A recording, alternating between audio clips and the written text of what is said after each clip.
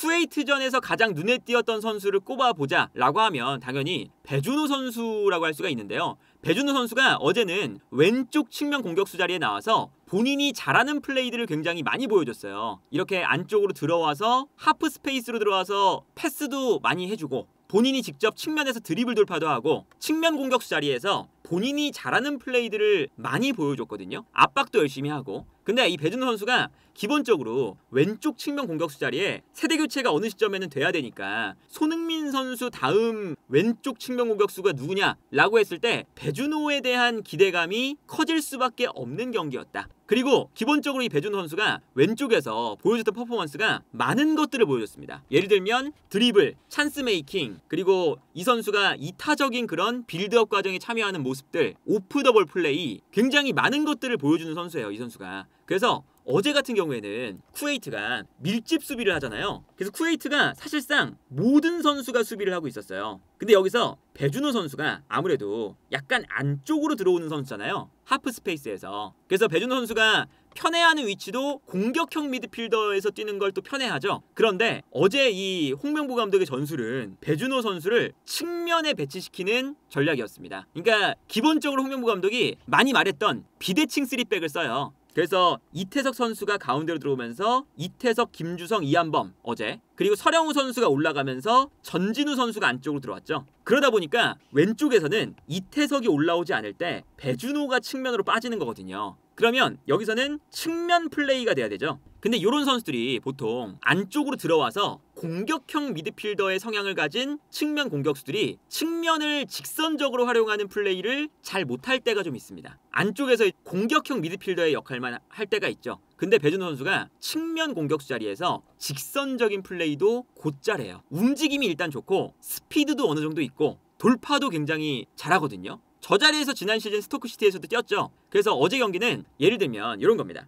이강인이 요 안쪽으로 들어오고요. 그리고 황인범이 위쪽으로 올라오면서 하프 스페이스를 이강인과 황인범이 써요. 혹은 전진우가 쓰거나. 그러면 아무래도 요 안쪽에서 선수들이 있으니까 수비가 가운데로 쏠립니다. 그러면 가운데로 수비가 쏠릴 때 자연스럽게 측면 공간이 넓게 만들어지는 이런 상황이 만들어지는 거거든요. 그리고 여기서 배준호 선수가 측면 공간을 넓게 쓰면서 여기서 공격을 시작하게 됩니다. 근데 이때 배준호 선수가 좋았던 건 배준호 선수가 오프 더 볼을 잘 가져가요. 그래서 예를 들어서 원두재가 어제 볼을 잡았을 때 좌우 측면으로 패스를 뿌려주는 역할이었거든요. 근데 여기서 배준호 선수가 기다리고 있다가 예를 들면 이강인이 안쪽으로 들어가면서 수비가 이강인에게 쏠릴 때 뛰어들어가면서 좋은 공간으로 들어가서 원두재의 패스를 받는 이런 장면도 많았었고 침투에 들어가면서 좋은 장면들을 많이 발생을 시켰었죠. 이런 걸 보면 배준호 선수가 단순히 볼을 가졌을 때 그냥 이제 개인기가 좋은 선수, 온더볼이 좋은 선수가 아니라 이 선수는 기본적으로 오프 더 볼도 매우 좋은 선수다. 이게 참 긍정적인 포인트거든요. 이 장면 보면 오른쪽 풀백인 서령우 선수는 올라가 있어요. 그러면서 전진우 선수가 안쪽으로 들어와 있는데 왼쪽에서는 이태석 선수가 3백을 만들고 있기 때문에 서령우 선수처럼 올라가지 않기 때문에 위에 있는 배준호가 측면으로 빠집니다. 대신에 하프 스페이스 공간으로는 이강인 선수가 들어가는 거죠. 자연스럽게 또 이 공간으로는 황인범 선수가 올라오고 요런 이제 위치 선정이에요. 그래서 배준호 선수가 이 측면에서 어떤 역할을 하냐, 이 장면은 배준호가 측면에 있다가 살짝 가운데로 들어옵니다. 그러면 이태석이 뒤에서 3백을 만들고 있다가 슬금슬금 올라올 때 요 타이밍을 맞춰서 배준호가 의도적으로 안쪽으로 들어오고 수비를 끌어당겨요. 그러면 측면으로 올라오는 이태석에게 공간이 나고 여기서 원두재가 한 번에 롱패스, 이 공간으로 패스를 넣어주는 거죠. 그래서 배준호 선수의 매우 좋은 움직임 덕분에 이 롱패스가 들어가면서 한 번에 이 뒷공간을 무너뜨리는 장면이 나옵니다. 그러니까 배준호 선수가 본인이 직접 볼을 가지고 드리블을 한다거나 본인이 온더볼에만 이제 집착하는 게 아니라 저렇게 측면에 있는 선수에게 공간을 만들어주는 플레이도 한다는 거죠. 매우 이타적인 선수고 이 장면도 마찬가지입니다. 3백이 만들어져 있고요. 이태석 선수가 안 올라가 있어요. 근데 여기서는 이강인 선수가 하프 스페이스로 들어와서 여기서 이강인이 뛰려고 합니다. 그러니까 배준호가 측면으로 빠져 있어요. 그러다가 이강인 선수에게 순간적으로 수비가 다 쏠리니까 그 순간 배준호가 측면에 있다가 영리하게 뒷공간으로 뜁니다. 이강인에게 쏠리는 수비를 보면서 뛰는 거죠. 좋은 공간으로 뛰어가고 이 공간으로 한 번에 패스가 들어가면서 배준호 선수가 측면 공간을 무너뜨리는, 그러면서 이제 배준호가 뛰어들어가면서 여기서 좋은 공간으로 뛰어들어가는 장면이 나왔죠. 이런 거 보면 배준호 선수가 저 측면 자리에서 오프 더 볼, 플레이메이킹 매우 다재다능함을 보여준다. 그리고 이제 어제는 좋았던 게 이강인과 배준호의 조합이 잘 맞아요. 그러니까 이강인은 오른쪽에서 안쪽으로 접고 들어오고 배준호는 왼쪽에서 접고 들어오는 오른발과 왼발이니까 우리가 이제 공격을 할 때도 오른쪽 하프 스페이스에 있는 공격형 미드필더 이강인, 왼쪽 하프 스페이스에 뛰는 공격형 미드필더 배준호, 이렇게 좌우 하프 스페이스를 쓸 수 있는 구조가 되는 거거든요. 근데 여기서 이제 이강인 선수가 아무래도 주된 찬스 메이킹, 플레이 메이킹 하는 선수다 보니까 이강인이 볼을 잡을 때 수비가 쏠리니까 배준호 쪽에 공간이 나는 거예요. 그래서 배준호 선수가 이강인 선수 덕분에 더 좋은 플레이를 할 수 있는 환경까지 만들어집니다. 그래서 여기서 이강인 선수가 볼을 가지고 끌고 들어가다가 수비를 본인한테 다 쏠리게 만들어요. 그 다음에 이강인이 한 바퀴 삥 돌아서 반대편을 바라보면 배준호가 뛰어가고 있는 거죠. 그래서 이강인 선수가 여기서 수비를 다 쏠리게끔 만든 다음에 반대편에 있는 배준호에게 패스를 넘겨줍니다. 근데 여기서도 배준호가 넓은 공간에서 그렇다면 마무리를 지어야 되잖아요. 저기서 넓은 공간에서 이제 뭐 찬스를 만들어 주거나 슈팅을 하거나 무언가 플레이를 마무리를 해야 되는데 저기서 배준호 선수가 마무리가 돼요. 그 결정력이 좋습니다. 배준호 선수가 왼쪽에서 볼을 잡을 때 넘어가는 순간 패스가 뒤에서 이 모습을 보다가 이태석 선수가 뛰어 올라가기 시작합니다. 배준호를 도와주려고. 그러면 그 순간 배준호가 이태석 선수의 움직임을 자연스럽게 활용을 해요. 뒤에서 이태석이 올라오고 있거든요. 이때 이태석이 올라오는 순간 배준호가 접고 들어갑니다. 그러면서 상대 수비를 본인에게 끌어당겨요. 끌어당길 때 이태석은 뒤로 올라가니까 본인에게 충분히 끌어당겼다가 이태석에게 툭 주는 거죠.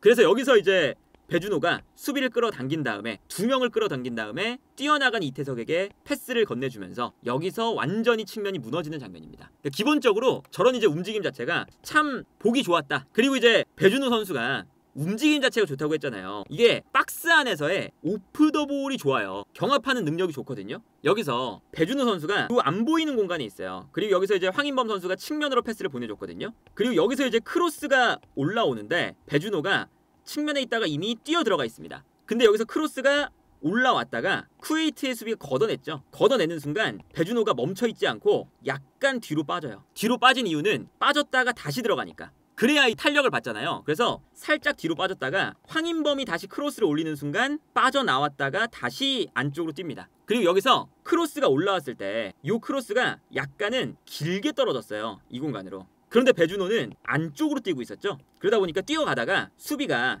배준호를 따라서 안쪽으로 들어가고 있었는데 황인범의 크로스는 약간 길게 떨어지니까 배준호가 뛰어 들어가다가 방향 전환을 해서 이 공간으로 움직입니다. 떨어지는 볼에 대한 집중력, 위치 선정도 굉장히 좋아요. 그래서 뒤로 떨어지는 볼을 배준호가 들어갔다가 다시 나오면서 머리에 맞추는 데 성공을 합니다. 그래서 떨어뜨려주고 여기서 이제 오현규 선수가 득점을 하죠. 이런 장면, 이 박스 안에서의 이 배준호 선수가 보여주는 이제 오프 더 볼, 움직임, 이런 것들이 우리 대표팀에 뭔가 활기를 불어넣어주는 매우 움직임 자체가 좋은 선수라는 게 어제 경기를 보면서 아무래도 이 배준호 선수가 어린 선수다 보니까 어린 선수가 나왔을 때 에너지틱한 모습이 얼마나 나올까라는 건데, 그런 장면을 이제 어제 배준호 선수가 충분히 보여줬다. 그리고 어제 같은 경기는 이제 이렇게 공격만 했지만 배준호 선수가 기존에 있었던 왼쪽 공격수 자원들, 그러니까 황희찬, 손흥민, 이 선수들과 결 자체가 좀 달라요. 그러니까 이게 우리가 앞으로 뭔가 이제 세대 교체가 되는 흐름에서 다른 스타일의 선수를 좀 쓸 수 있는 기회가 좀 생긴 거죠. 그러면서 자연스럽게 좀 넘어갈 수 있지 않을까, 이런 기대가 되는 거거든요.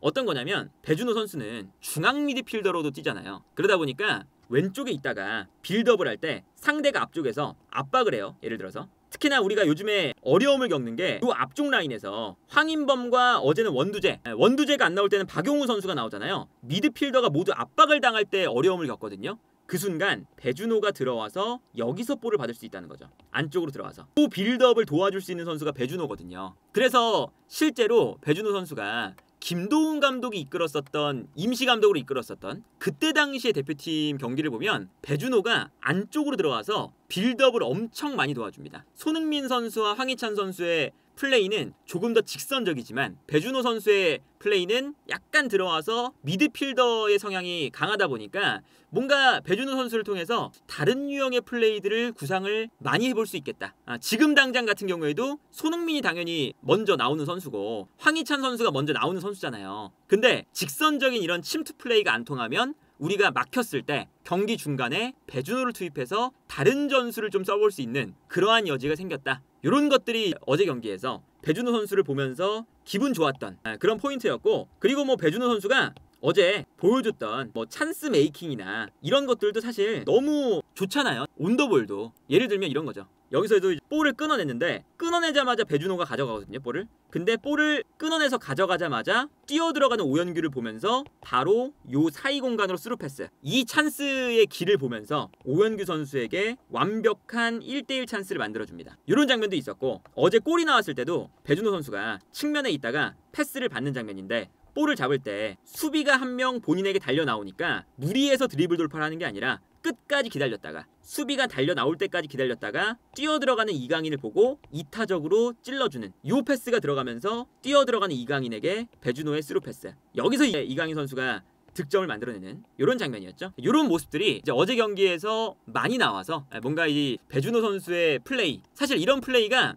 어제는 뭐 쿠웨이트기 때문에 너무 전력차가 많이 나는 팀과의 경기가 아니었느냐 할 수 있겠지만, 지금 당장 배준호 선수는 지난 시즌 스토크시티에서도 이런 플레이들을 많이 했습니다. 실제로 스토크시티의 경기를 보면 지지난 시즌보다는 지난 시즌이 공격 포인트적인 측면에서는 좀 내려갔다, 이런 평가를 받는데, 배준호 선수가 지난 시즌에도 스토크시티가 공격을 할 때 배준호를 거의 무조건 거쳐가는 그런 플레이들이 많았어요. 그래서 배준호 선수가 아직은 챔피언십이지만 몇 시즌이 더 지나면 조금 더 이제 스텝업을 한다면, 그리고 이미 지금 배준호 선수는 여러 이적설이 나잖아요. 그러다 보니까 배준호 선수가 조금만 더 좋은 팀으로 가서 성장을 하게 된다면 자연스럽게 왼쪽 측면 공격수 자리에 대한 세대 교체가 배준호 선수로 이루어지는 게 가장 이상적이지 않을까, 그런 생각이 들 정도로 어제는 매우 좋은 활약을 펼쳤다. 오늘 영상은 닥터맨즈와 함께합니다. 얇게 바르는, 기름지지 않게 뽀송뽀송하게 바를 수 있는 그런 이제 제품이거든요. 돌리면 이렇게 선스틱이 올라옵니다. 이렇게 바르기만 하면 됩니다. 막 하얘지거나 그렇지가 않잖아요. 이게 선스틱을 사용하는 이유라고 할 수가 있겠죠.